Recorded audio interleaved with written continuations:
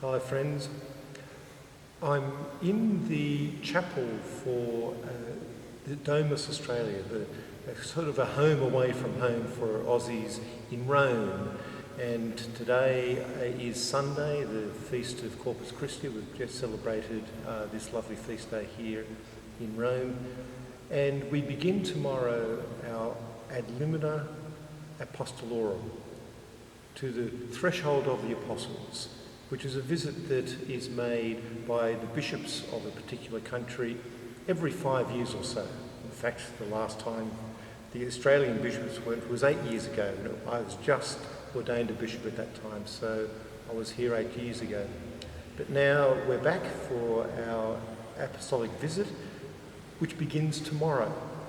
Our time tomorrow will be beginning at the tomb of St. Peter. We go into the great St. Peter's Basilica, down into the crypt underneath where we celebrate Mass at the tomb of St. Peter.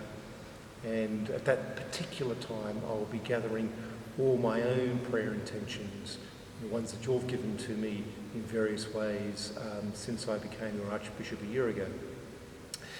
After our visit to the tomb of Peter, we're actually going to meet Peter's successor, Pope Francis, and the Australian bishops will meet for about 2 hours with him in conversation, a very private conversation, but also something that I understand will be very informal. He wants to hear from us, he wants to share things with us, and so that'll be a wonderful experience to meet with Pope Francis, the successor of Peter. And then for the rest of the week there will be a series of meetings with the various departments of the Holy See, or the Vatican. And the departments in the Holy See are called dicasteries. And they're basically sections within the work of the Holy Father. A bit like as the Archbishop of Melbourne, we have a whole pile of departments that look, and agencies that look after various aspects of the life of the diocese. So the Pope has a whole pile of sections or departments that look after the various dimensions of the life of the Church on an international level. So we'll meet with all the heads of those dicasteries over the week ahead. And that'll be, I can't remember the exact number, but it's a lot of meetings each day with those heads. And then culminating on Saturday is the feast of St. Peter and Paul, the great feast here in Rome. Those two great saints, the two great apostles of the Church, who both eventually came to Rome and were martyred here. Peter as head of the Church, Paul as its great apostle. And on that feast day of Peter and Paul, I actually received something personally, which is what's called a pallium. And a pallium is a particular garment of office that I received as a Metropolitan Archbishop. Why am I a Metropolitan Archbishop? Because we have a province of diocese in Victoria, and Melbourne, as the Archdiocese, has a special metropolitan role over the other dioceses of Victoria. They're all their own dioceses. I'm not saying we have some sort of jurisdiction, that's not the case.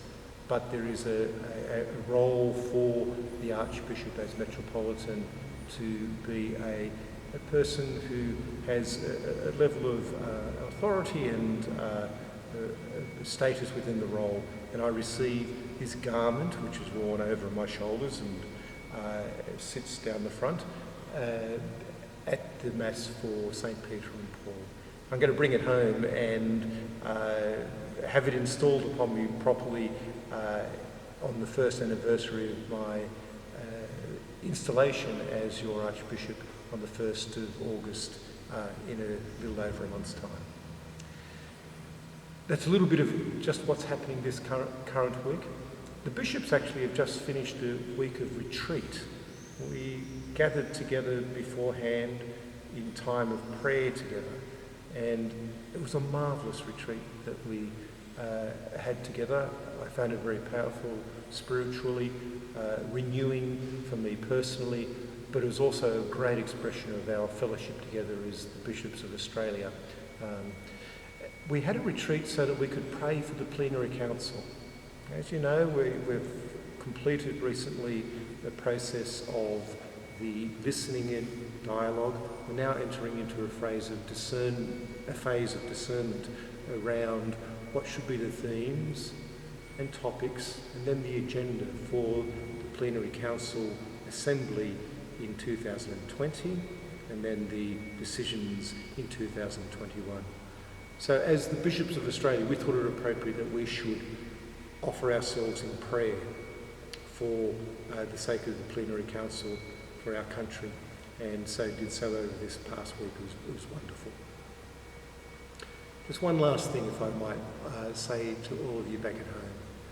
Firstly, to you, our people, in our parishes and in our communities, in our schools, in living generally within the city of the Greater Sydney, of Melbourne and Geelong and all the parts of our Archdiocese.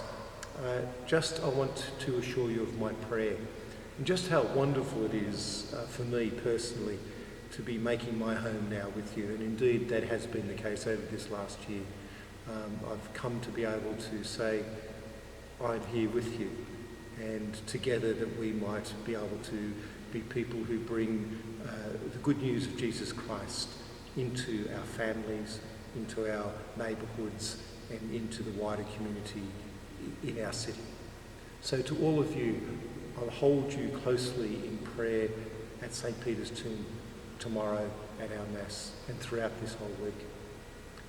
To the religious resident and working and ministering within our Archdiocese, to you too, I just want to offer a word of thank you for your witness to that beautiful gift of consecrated life in all its various ways that it happens in your charisms and so on. So all the religious in our Archdiocese, to you too, I want to offer a word of encouragement, a word of thank you, and a prayer for your intentions. And finally, to our priests and deacons within our Archdiocese, a very heartfelt thank you to you for your ministry amongst God's people, your service to them in so many different ways, the way that you bring your own sense of your life to the communities that you are sent to serve. It's been a tough time, I know, and I want to, in a special way, just acknowledge that with you and to say that I want to walk with you, that we, you as my co-workers, we together as servants of the Lord, might continue to find ways of nourishing our own lives and our relationship with Jesus, and finding ways of serving our people to allow them to come to Jesus. So you, our people more generally, to our religious and to our clergy, to all of you, I'll bring you with me to St. Peter's Tomb tomorrow in the celebration of the Mass there, and in my conversation, our general conversation with Peter's successor, Pope Francis.